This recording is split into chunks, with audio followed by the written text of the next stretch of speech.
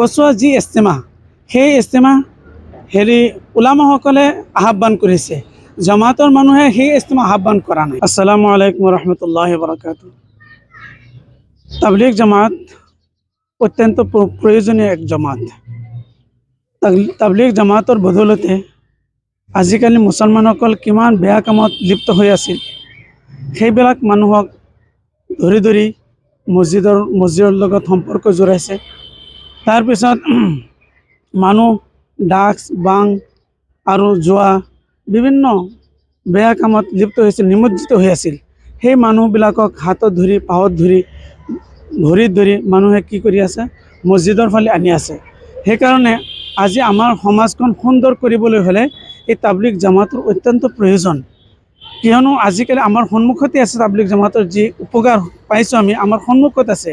বহুত মানুহ এনেকুৱা আছিল যাৰ হাতত মানে মদৰ বোতল আছিল, সেইবিলাক মানুহ কি এতিয়া তছবি লৈ ঘূৰি আছে। যিবিলাক মানুহ চোৰ আছিল, ডকাইত আছিল, সেইবিলাক মানুহ আজি কলিমা পঢ়ি পঢ়ি দুনিয়াৰ পৰা গুচি গৈ আছে। এই জামাতৰ বৰকতত এইবিলাক হৈ আছে।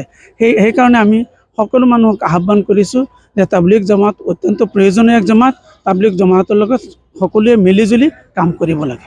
সিদিনাখন থানাগড় জামে মছজিদত এটা আলিম ইছৰা হৈ গ'ল, তাত বহু ফটোৱা দিছে বহুত মুফতিসকলে, সেই সম্পৰ্কে কি ক'ব?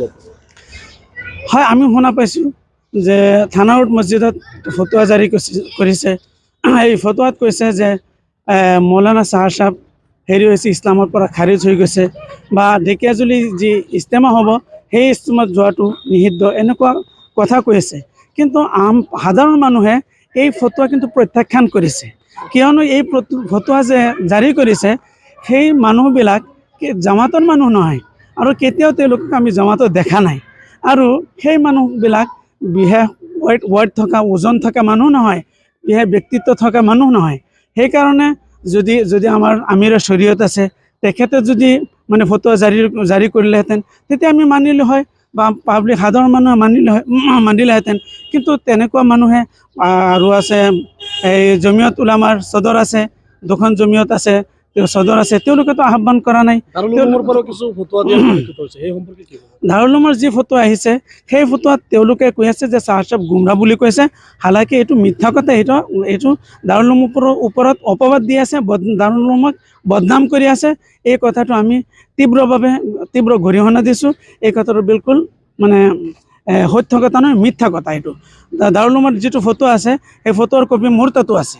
এই ফটোৱাৰ কপিত কোনো ঠাইত লেখা নাই যে চাহাৰ সাহেব গুমৰাহ হৈ গৈছে আৰু চাহাৰ সাহেব ইছলামৰ পৰা খাৰিজ হৈ গৈছে আৰু নিজামুদ্দিনত যাব নোৱাৰিব, এইবিলাক কথা একো কথা লিখা নাই। ইয়াতে তেওঁলোকে মানুহক মানে বিভ্ৰান্তত পেলাই আছে, মানুহক এটা সেটি সংঘাতৰ সৃষ্টি কৰি আছে। এইবিলাক তাবলিগ জামাতৰ মানে প্ৰেমী মানুহ, তাবলিগ জামাত প্ৰেমী মানুহ নহয়, এইবিলাক হৈছে তাবলিগ জামাতৰ শত্ৰু। তাবলিগ জামাত আৰু আলিম ইছৰাৰ মাজত কি পাৰ্থক্য আছে, আৰু আলিম ইছৰা মানে কি? আলিম ইছৰা মানে, আলম শব্দৰ অৰ্থ হৈছে পৃথিৱী, আৰু চুৰা শব্দৰ অৰ্থ হৈছে মাছৱাৰা কৰা, মানে পৰামৰ্শ কৰা। আমাৰ আলম ইছৰা এটা বনাইছিল মৌলানা ইনামুল হাছান সাহেব। যেতিয়া হজৰত যি ইনামুল হাছান সাহেব আছিল তেতিয়া এটা আলম ইছৰা বনাইছিল, অৰ্থাৎ 10জন ব্যক্তি মানে উলামাসকলক একত্ৰিত এটা জমাত বনাইছিল। সেই জমাটো মিলিজুলি কাম চলাইছিল, আৰু সেই জমাতৰ মাজতো দুজন বিশেষ ব্যক্তি আছিল, তেওঁলোকে ফয়চালা দিছিল। তেওঁলোকে যিটো ফয়চালা দিছিল সেইটো হৈছিল। তেওঁলোকৰ মাজত আছিল মৌলানা জুবাইৰ সাহেব আছিল আৰু মৌলানা চাহাৰ সাহেব আছিল। তেখেত দুজনে ফয়চালা দিছিল। সেই মিলা প্ৰীতিৰে কাম চলিছিল। কিন্তু এই আলম ইছৰাৰ পৰা যি জমাত আছিল, এই জমাতৰ যি 10জন মানুহ আছিল, তেখেতৰ ইন্তেকাল হৈ গ'ল। মাত্ৰ এজন মানুহ আছে, মৌলানা চাহাৰ সাহেব আছে। এতিয়া চাহাৰ সাহেব যেতিয়া তেওঁলোকে ইন্তেকাল হৈ গ'ল, তেতিয়া চাহাৰ সাহেবে হেৰি কৰি আছে, ফয়চালা দি মানে কামটো চলাই আছে। এই ক্ষেত্ৰত আপুনি উলামাসকলক কি আহ্বান জনাব? উলামাসকলৰ মাজত যি ভাগ বিতৰণৰ সৃষ্টি হৈছে সেই সম্পৰ্কে কি জনাব? আমি উলামাসকলক বা মুফতিয়ান একৰামসকলক আমি আহ্বান কৰিছোঁ যে আমি মিলা প্ৰীতিৰে কাম কৰোঁ, জামাতৰ মিলা প্ৰীতিৰে কাম কৰোঁ।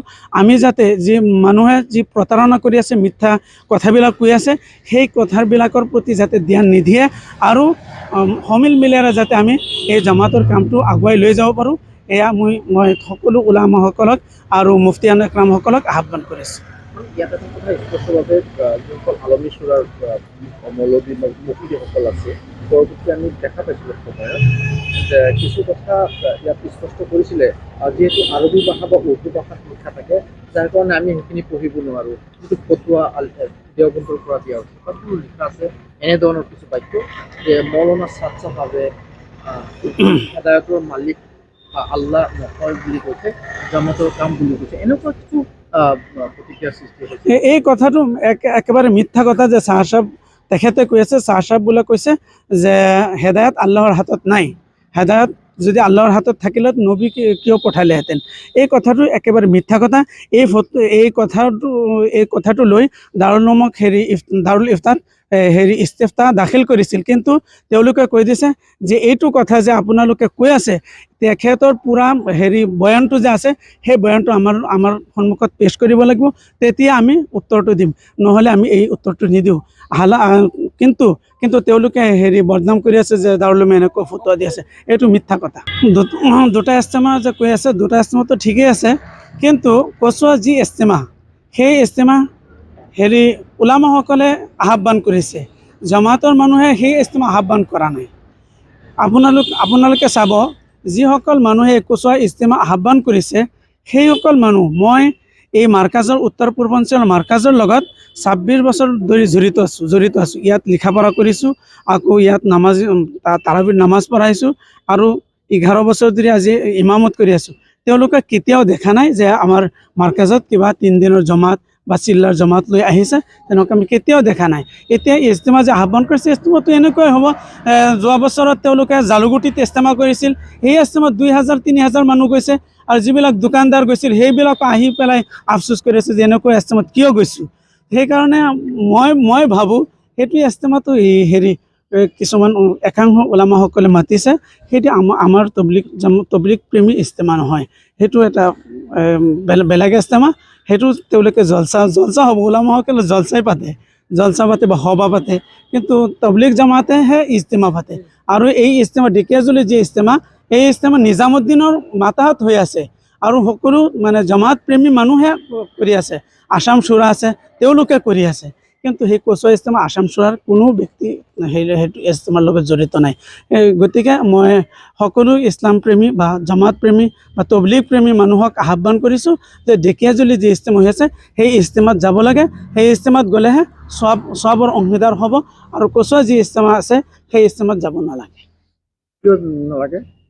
কাৰণ সেই ইস্তেমাটো নিজামুদ্দিনৰ মাতাহত হোৱা নাই, তবলিগী মানুহে কৰা নাই। আসাম চুৰা 50-60 বছৰ ধৰি কাম কৰি আছে, আসাম চুৰা আছে, তেওঁলোকে এই ইস্তেমা আহ্বান কৰা নাই। তো তবলিগী মানুহে যে কোনে কৰিছে?